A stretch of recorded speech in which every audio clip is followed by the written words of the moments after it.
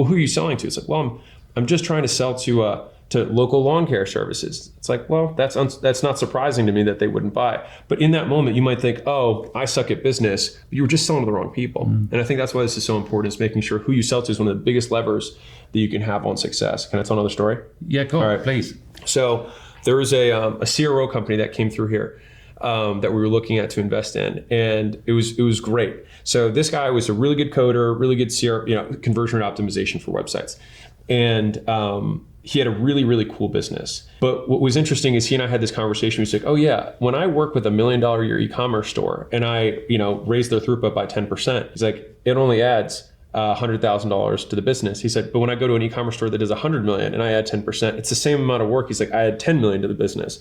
And so I can charge so much more money for the exact same work because in a very real way, it is more valuable. I did create more value, but it wasn't because of me, it was because of them. And so one of the biggest levers you can have on success is doing the same work for better people. Yeah. These stories really resonate with me. And again, I wish I'd heard you speak 20 years ago. I remember when I first started the business,